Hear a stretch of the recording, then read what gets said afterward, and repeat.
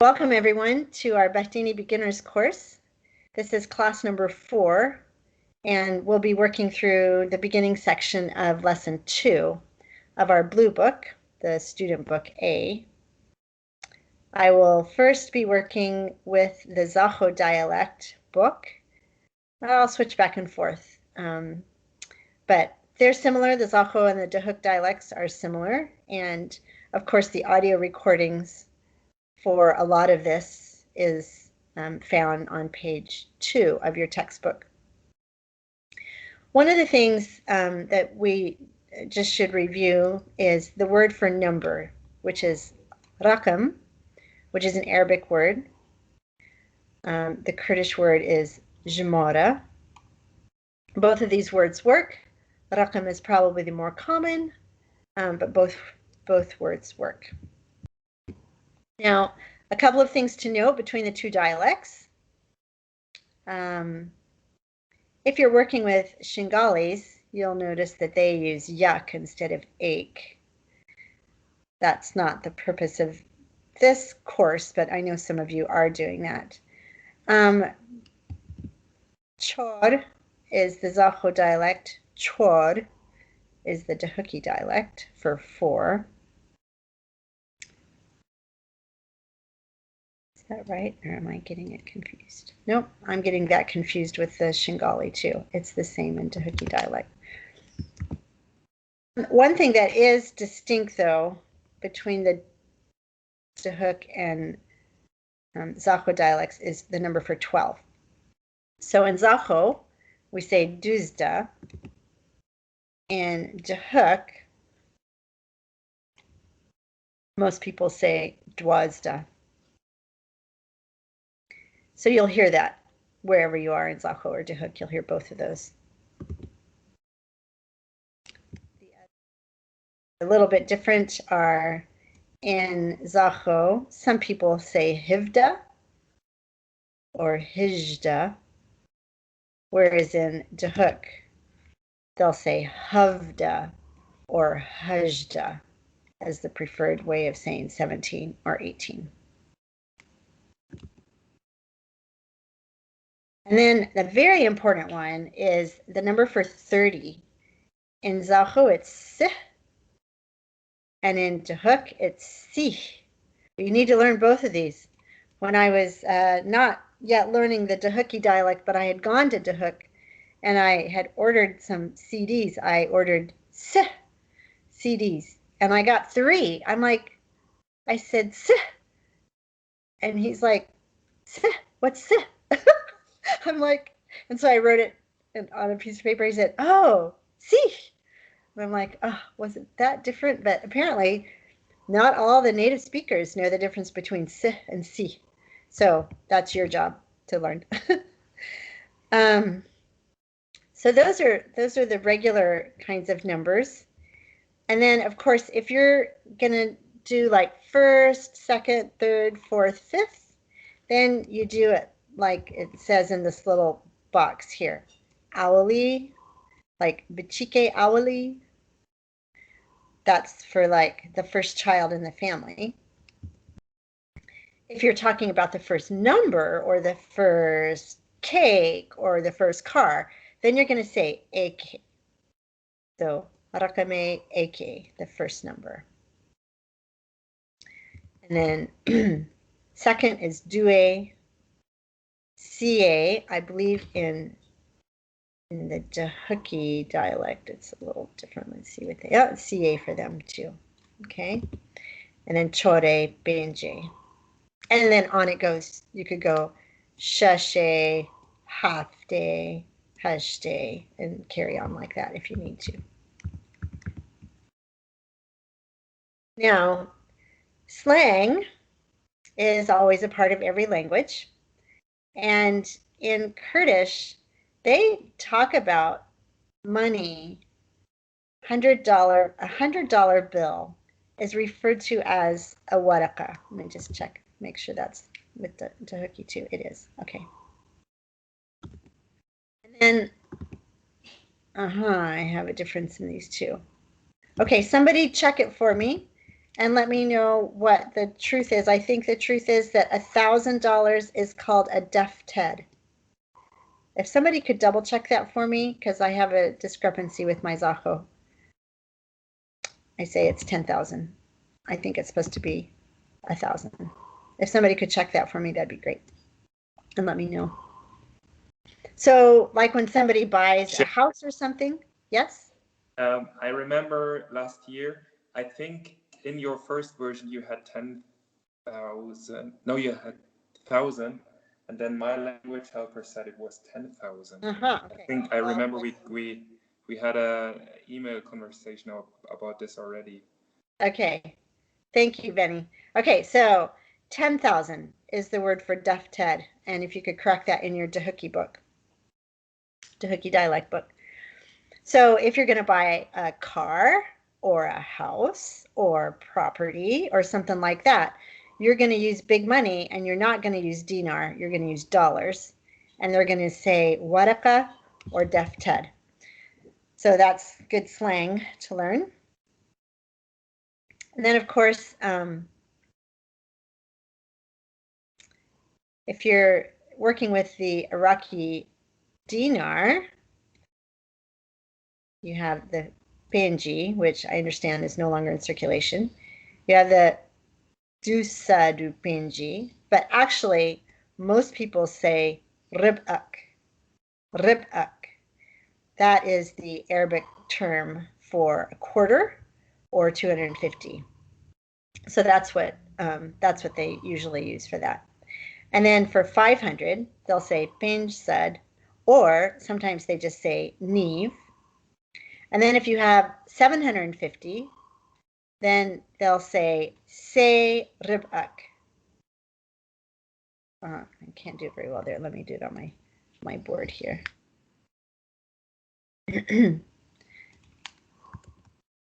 Do this in the next version. So 750 would be Rib'ak.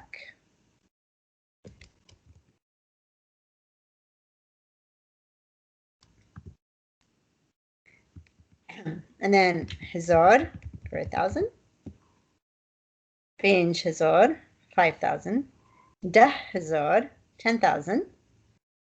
Beast Benj Hazard, 25,000.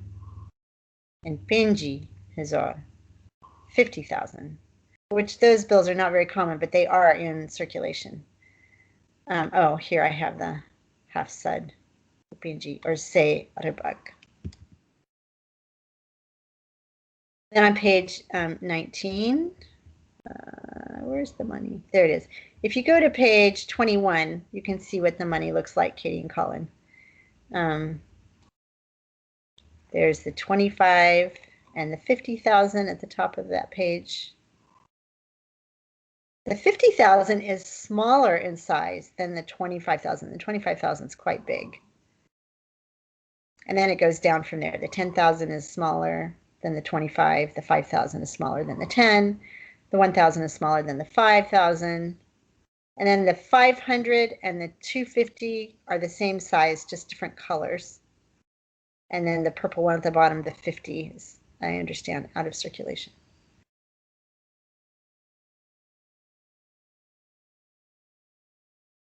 Okay, so those are your numbers. And obviously these are very basic to conversation and to understanding basic things. So work hard on your numbers.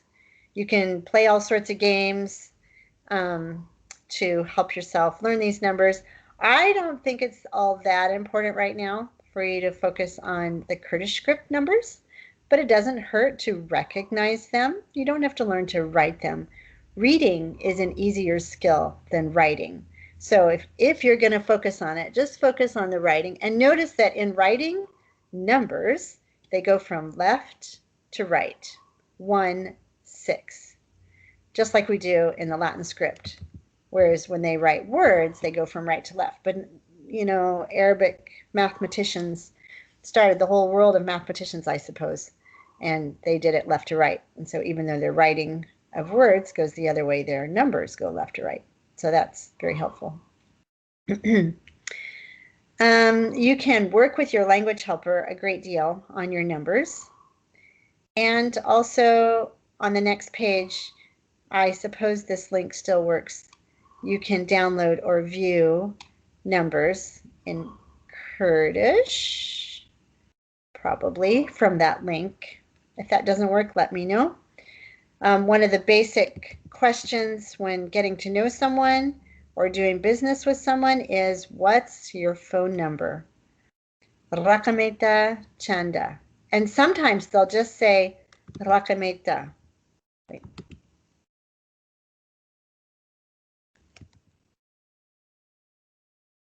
Yeah, sometimes they might just shorten it to rakameta, but if you want to know somebody's number, rakameta chanda. And then for you to memorize your phone number in Kurdish is really, really helpful. Actually, I have to think really hard in English to figure out what my phone number is in Kurdish, my Kurdish phone number, because I memorized it in Kurdish before I memorized it in English, so that I'd be able to tell people easily what my number is.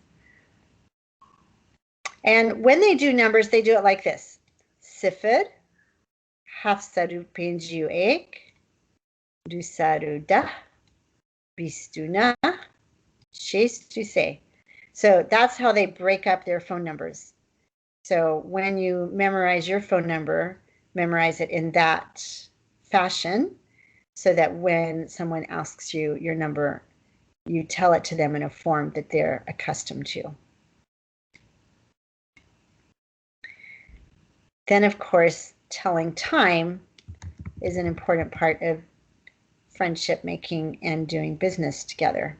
So this little chart here on the bottom of this page 19 will tell you how they do time. So for your basic time, you have the number, first you say sa'at, and then you say the number, and then you say a verb, the is verb. So it is 3 o'clock. See, this is the translation right here. It is 3 o'clock. And the question is sa'at chanda, which literally means the hour how much is, which we would smoothly translate to what time is it? So once you get that down, then you can work on, the increments like 305, 310. So all you do is you say sa'at se, and then u, which means and then the next number, binge, means 5, and then is. Sa'at se u binja.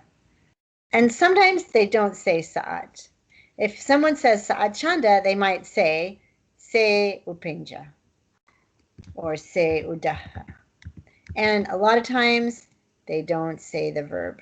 A lot of times they're just going to say u binj or u niv, something like that. For the quarter hour, 3:15, they use rib'ak, just like the money. Sa'at se u rib'aka. For 3:30, you're going to say niv. You're not going to say the word for 30. You're going to say the word for half because it's half past the hour. So sa'at se u niv. And once you get past the half mark, you start going to the next hour, which is chor or 4, and then you use came to say minus sa'at chor, came, and then you do a number, bistu pinch, 25. So 3:35 is 4 o'clock minus 25. And that's how they do time. And again, when they get to the quarter, 3:45, they're going to say the next hour minus a quarter. Came rib'ak, sa'at chor, came rib'aka. So you can practice that with your language helper. And the word sa'at is an Arabic word, but they all say it. And this little apostrophe right here is a very important letter of the Kurdish alphabet, Arabic alphabet. It's the ayn. And if you don't say it, the word doesn't sound quite right. So just, even though it's small, don't disrespect it, still say it. Sa'at, sa'at. Now you're thinking, what is that? It's called a glottal stop. So a glottal stop, the ayn,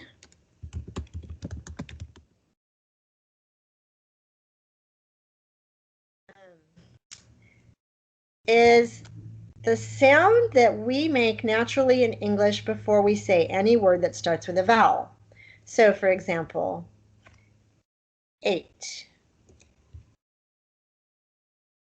There is an invisible glottal stop right there in front of that word, 8. Or, uh-oh, oh, there's a glottal stop right there, and there's a glottal stop right there, because we naturally say that. Now, there are other words in English where we also have a glottal stop. For example, we don't say button in American English. We say button, button. And there's a glottal stop right before the N. Same thing with mitten. We don't say mitten or kitten. We say mitten, and we say kitten, and there's an ein, there's a glottal stop in there. So this is the sound. You already know how to make this sound. And when you do it in Kurdish, you can think of it as sort of strangling the next sound. So the next sound is this sa'at, sort of as if as if that letter had constipation. You can pretend like you're strangling it or squeezing it in some manner. Sa'at, sa'at, sa'at. Don't say sa'at. That's not the word. Sa'at, sa'at, sa'at. So you can practice that with your language helper and listen to those audio recordings. Now on page 20, the calendar, also very important for good communication with your Kurdish friends. So first, let's just look at the days of the week. Okay, so the word for day is ruj. And look at this. So many of these days have this sham. And Saturday itself is shambi. So the first day of the week is Sunday. So we say one sham. And notice the footnote, it's silent. The B is silent. However, when that word is modified or put into a sentence, the B is then spoken.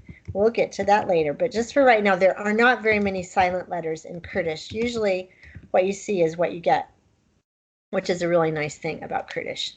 Okay, so the word for one is ache. So you have ache shem, and the word for two is do. Do shem is Monday. Say shem is Tuesday. Chor, Wednesday, chor shem. 5 is binge. So Thursday is the 5th day of the week, so binge shem. And then Saturday is shambi, and you do say the B. Now, Friday is different. Friday is the Muslim holy day, and there are a variety of words that you can use to say Friday, and you should learn to recognize all of these words, even if you don't use them yourself. Let's see if there are more in my Dahuki. Yes, in the Dahuki I have a few more. I have Aini in Dahuki that I didn't have in the Zaho one. So go ahead and ask your language helper what your language helper says for Friday. and then use that word for your word for Friday. But learn the other words so that when someone else says to you, blah, blah, blah, khutbah, blah, blah, blah, you're like, oh, they just talked about Friday, or Jum'ah, or Aini, or Ini. Okay, so learn all those words for Friday. Now the months are super easy to learn. Most people don't do the technical words for January, February, March. They say month, have, of, heva, and then the number, ek, heva du, heva se, heva chort, and so on, down to heva duzda or heva dwazda for December. So that makes that easy. So as you learn your numbers, you can learn your days of the week, and you can learn your months of the year also at the same time. Now, when you do dates themselves, come up to the top of the page here, and there are two different ways to learn it. The old way, so if you're talking to people 50 years old or older, they're going to say it this way. They're going to say the number, the day of the month, and then they're going to say ip, he, va, and then the number of the month. So they'll say the day, ip, he, va, and then the number of the month, like he, va, ek is January. But new and more cool way of doing it, the cooler way, is to do it this way. So you just say the day, and then you add e, and then without saying anything about have, you just say the number of the month, pazdai na, and that means the 15th of the 9th month, which is September. So that's how that works. So if I were you, I would practice listening to both methods and then learn this method on the left.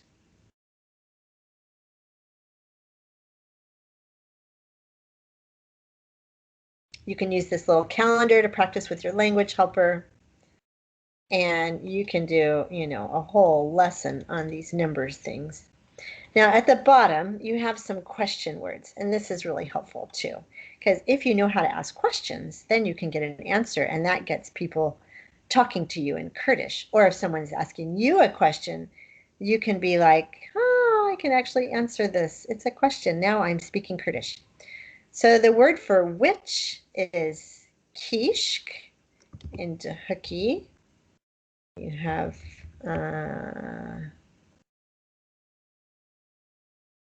Benny, do you ever hear Kijan? No. Okay, I'm confusing myself with Shingali. Okay, so in Dahaki and Zaho, you have Kishk. Actually, I think in Zawita they say Kijan.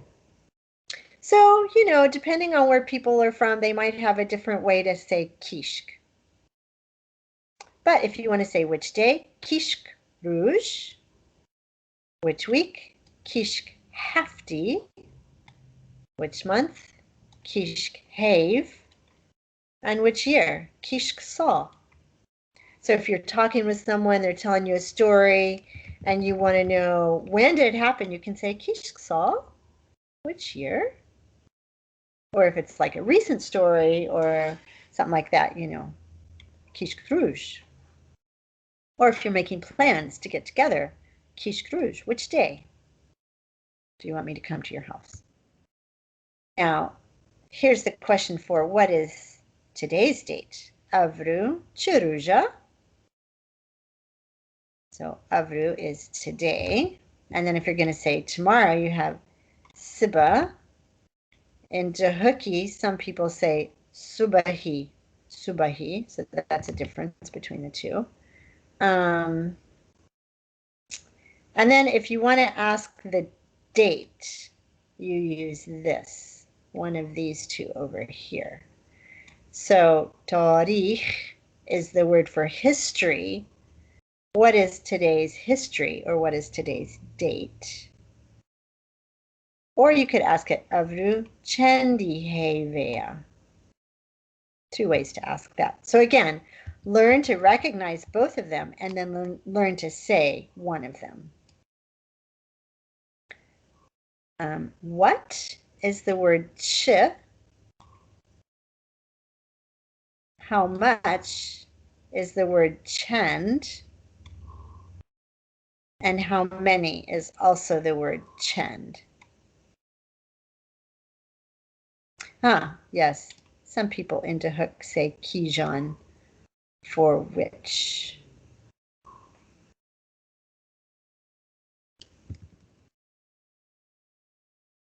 All right, and then on the next page we have the money, which we've looked at already. The bottom of the page, there are questions that you can ask. So if you're at the store and you want to know how much is a kilo, usually the shopkeepers will mark it in Kurdish script letters on a little piece of paper. But if they don't mark it, you can ask kilo ipchendea. And I'm saying ip or p for the bi because that's how most Zahuli people say it, and many Dahuki people say it that way too. So again, you can listen to the audio recordings, you can listen to your language helper, but that's the way my language helper taught me. Kilo ipchendea. When you get your purchases all together, you can ask, how much is it of a ipchendea, or how much is all of this of a hami ipchendea, or hami ipchendena. Audio recordings to practice those. All right, now in part 7 on page 22, we're going to work on the oblique case pronouns.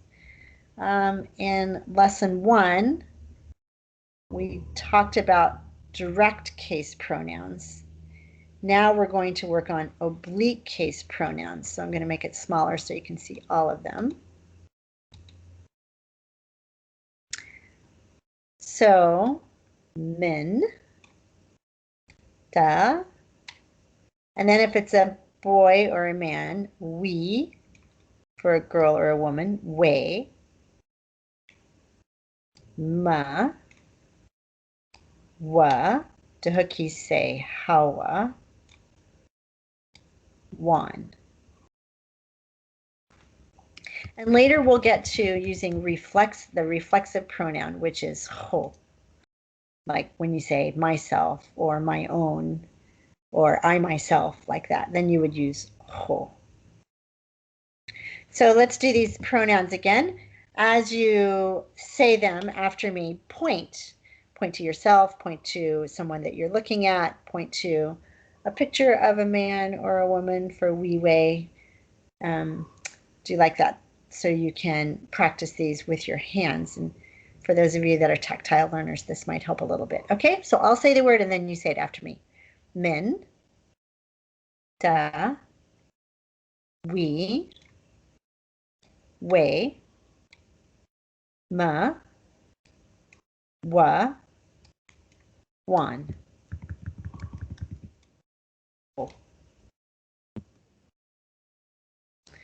Okay, on to page 23.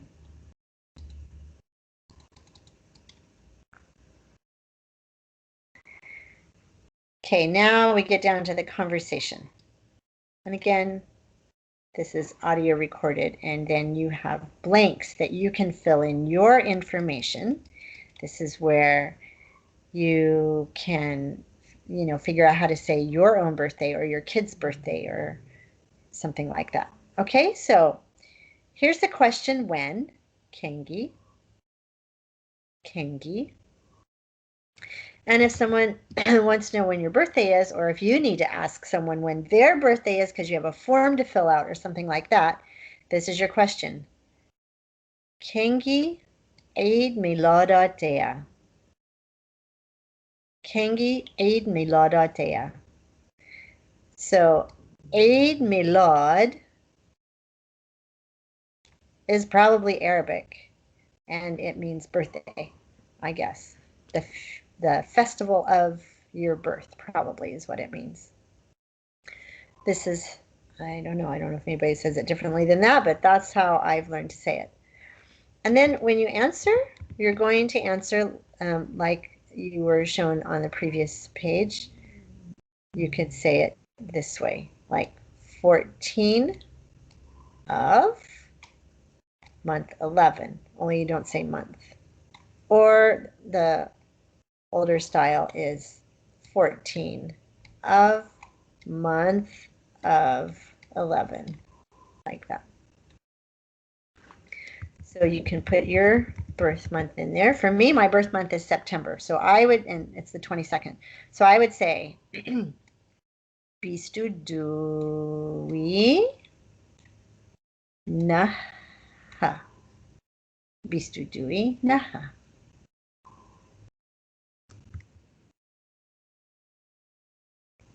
In part 2, we're addressing dates more. All of this is audio recorded, so be sure and work with the audio recordings, with the native speaker audio recordings. Your question words, how much or how many, chand or bchande, ch, hengi, kishk or kijan. And then very important things that you need to learn how to say. Just have these on the tip of your tongue. So what is your phone number?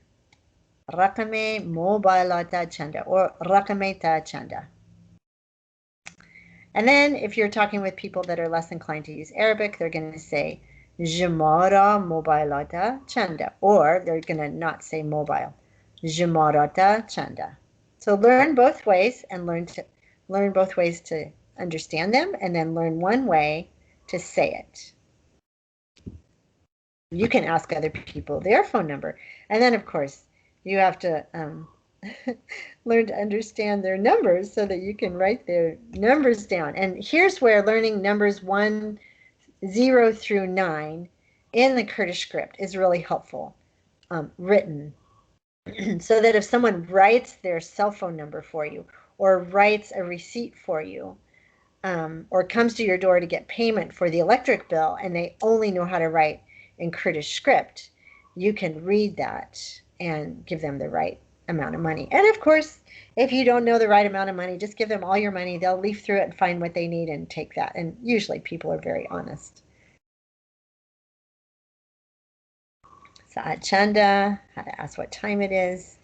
Now, if you're talking and you want to get together with someone and you want to know what time, Yani, what time shall we meet, you don't say, that makes it, what time is it?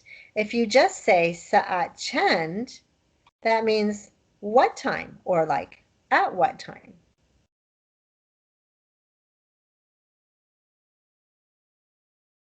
And the same is true for hours. How many hours? Chand Sa'at. How many hours were you on the road yesterday? Or how many hours did you study? Chand Sa'at. This is not asking the question, how many hours is it? There's no verb here. There's no verb. It's just how many hours. How many minutes? Chand daqa. How many days? Chand rouge. Like that. On the next page, page 24. Here's a little shopkeeper dialogue. You can practice this with your language helper. Avapchandaya. Of kursika, ipchandaya. How much is this chair? And then here's your answer. Hang on just a minute. I have one of my kids wants to ask a question.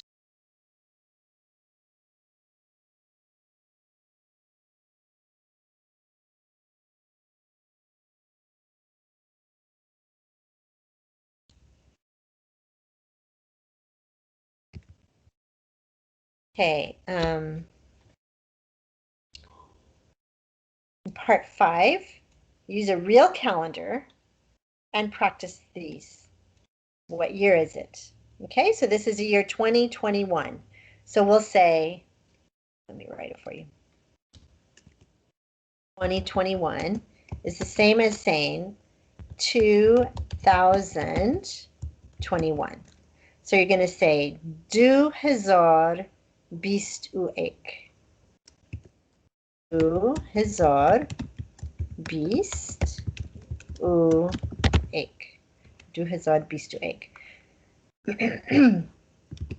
So if you're saying, you know, what year is this, or what year were you talking about? This is the phrase you're going to say. Sala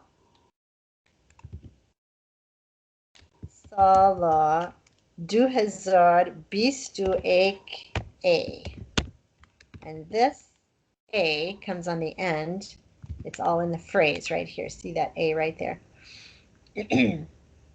We'll get to why you do that later, but for now, just learn it that that's what you do. And then same is true with month. Cheheva, heva. This is heva binge. Heva binge. Now this does not end with the e with a hat. It does not. This is the verb is.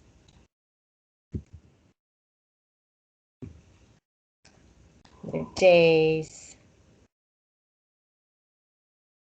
So you can do all of this with your language helper.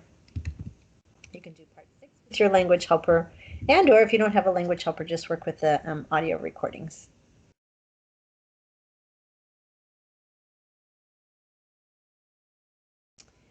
Okay, on page 25, you have this little conversation. I'm going to read this up here.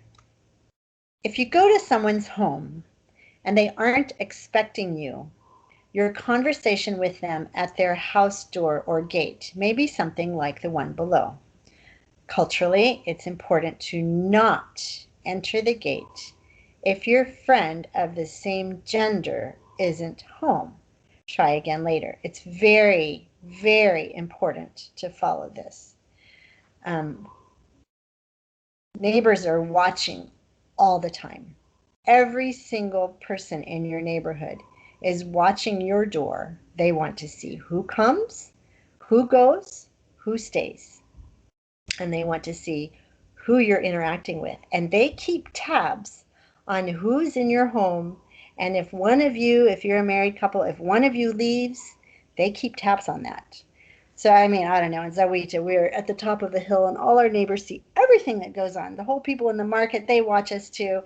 So we have to be super, super careful. So, for example, when we had a single guy living with us, because he was an intern for 2 months, every single time Dave left to go to the market, Michael had to go with him because it would be inappropriate for him to stay at the house with me, even for 5 minutes.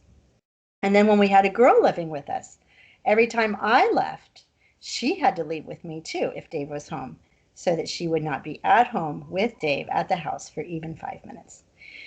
So when you're new to Kurdistan, this is a big deal, and especially in Zaho, Katie, and Colin, it's very conservative there. So just, you know, when in doubt, be very, very careful, and just don't let anyone into your home. Katie, if Colin's not home, if one of his guy friends comes to the door. Now, the one exception to this rule is if you have a repairman coming. And if you have a plumber coming to the house, and for some reason, Colin cannot be there, as long as you and the kids are there, you can let that plumber in, but you have to get out of the house.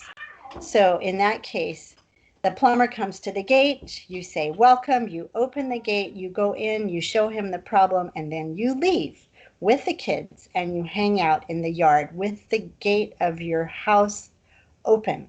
So that if the neighbors who are watching from the roof or if the neighbors who are watching from the street want to know what's going on, they see you out in the yard playing with the kids, so they know you're not in the house with the plumber. And, you know, you might think, that is really strict. But if you follow these rules, the neighbors will love you and they will respect you and they will appreciate you.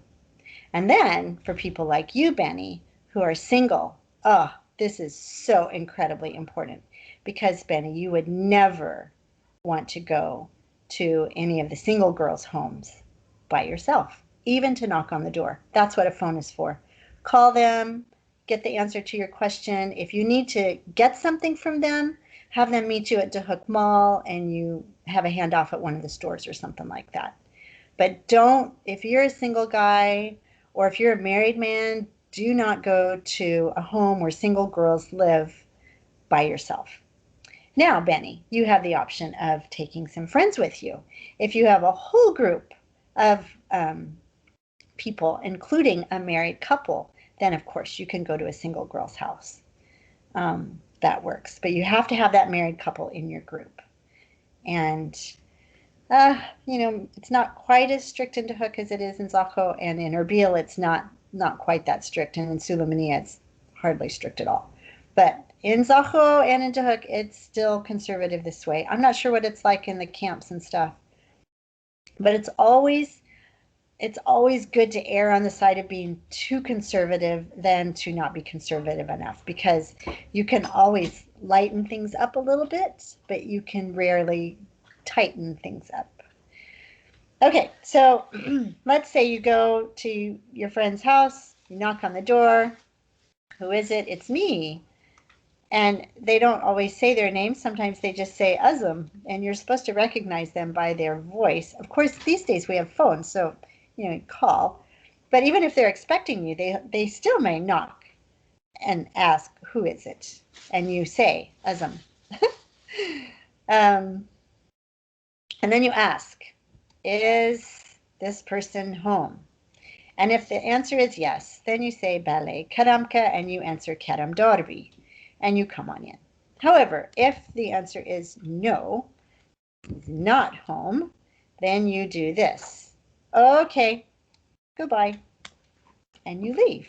You call him, you leave your stuff outside the gate, if you're delivering a bag of rice, whatever it is, don't go inside the gate. And don't stand there and chit-chat with the lady of the house when her husband's not home. That's not culturally acceptable. If you need to talk to that person, you have a phone. Use your phone. Okay, very important. Please follow those cultural rules. Now, let's talk about some adjectives. In the last lesson, we learned about adjectives, and I promised you we would talk about hot, cold, and full in this lesson. So here we have it. Part 8. I'm hot. Wow. In English, we say this all the time, and it's so tempting just to direct translate this, but you can't do that.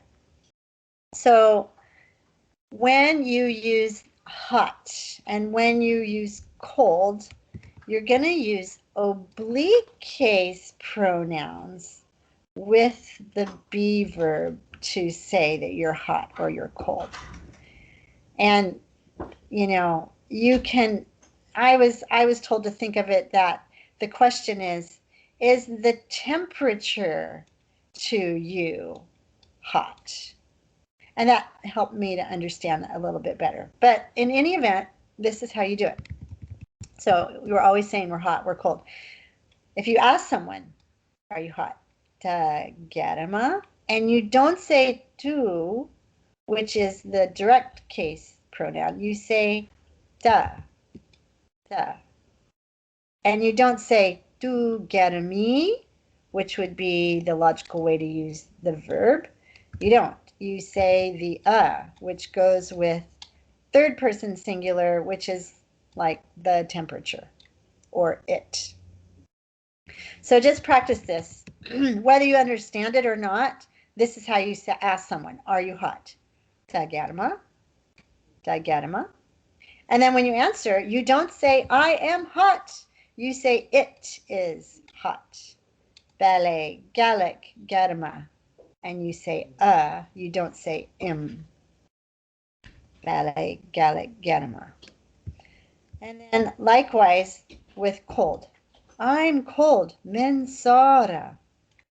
So the temperature to me is cold. Aren't you cold, tana sara? No, I'm not cold. Min, so you use the oblique case pronoun, min nasara. Now you're like, what's the deal with this? Okay, so I don't know if I put it in or not. Apparently I didn't, but it has to do with sexual connotation.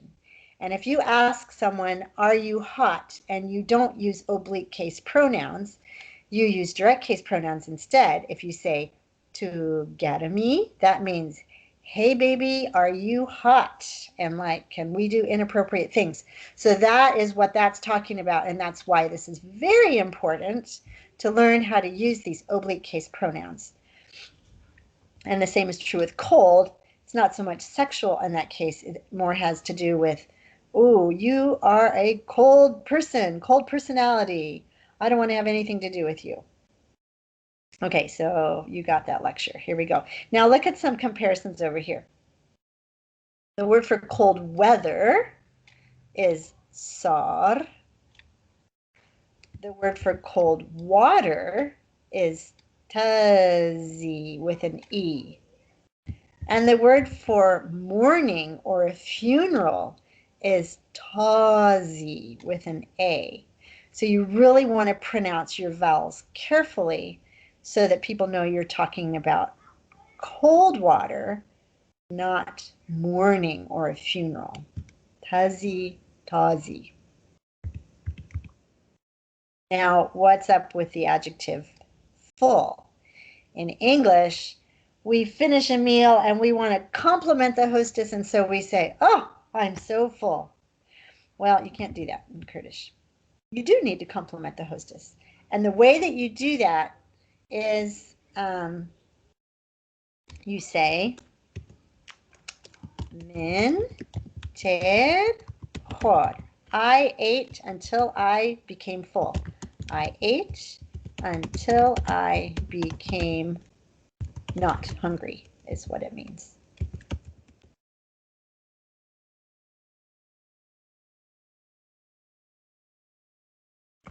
But we haven't learned those kind of verbs yet, so I just teach you the simple one, which is as terum. Ter means not hungry. We don't have adjectives like this in English, but in Kurdish, they have this one adjective that means not hungry, and this is what you say. And the reason we do it this way, instead of saying tji, which is the adjective for full, which you use when you describe objects like a glass of water or a box full of books, you say it's tji. Or the room is tji with people, or the streets are tji with cars. That's fine. But when you talk about yourself and food, you do not say that. You say as terum. Now you don't use an oblique case pronoun. You do use as here, and you do say but it's the ter. It's the adjective that you need to learn, ter. Now you're saying, why can't I say as tjima? You can't say as tjima because that talks about either you're full of sex or you're full of alcohol, neither of which are things that you should talk about in public. Okay, so now you have the lowdown on those three very important adjectives. Learn to use them appropriately, please. On the next page, page 26, you can work with your audio recordings to go through these words and phrases. And you know, when you do those audio recordings, you can also play it, pause it, write it down, and then check your spelling. If you want to check your spelling, then you can write those words in the bingo chart and then play bingo. You can use the same audio recordings, just write your words in random order. Both of you write your words in random order, and then you can use that same audio recording to listen and then see who gets a bingo first. You can do that with your language helper too. Section D, again, it's a lot of vocabulary, but just take this vocabulary 10, 15 words at a time each day. And as you learn those words, say them for 10 minutes in the morning. Go through all your vocabulary cards. Say them for 10 minutes in the morning. As you learn them, put them in a different box or a different Ziploc bag or something to practice them just once a week. When you get really good at them, put them in a different box, practice them once a month. When you get really good at them, put them in a different box and go through them once a year. But the ones that you're working on, brand new, work on those every day. Same, go through them for 10 minutes in the morning, 10 minutes at night, and that will help you. Let's see if there's anything here that I need to go over with you. Just over here on the right, just some differences between how to say this is a book and this book is really good. So you can study the English and then you can study how to do it in Kurdish. Look at footnote 4. Where does that E come from at the end of the word kitab? Let's look at footnote 4. It's on the next page. No.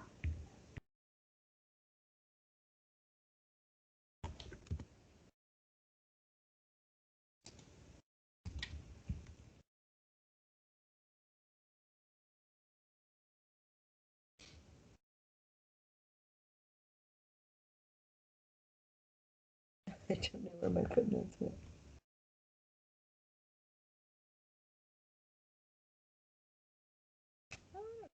That's fine. I'll have to work on that. Obviously, that's a little bad part here, but here it is. Here's footnote 4. It's at the bottom of that box.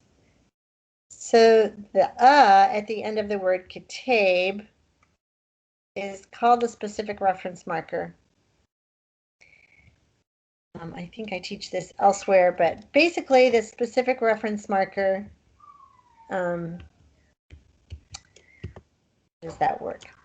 So you're talking about a particular book, kitab, and you're in a bookshop, and you're wanting to find a particular book.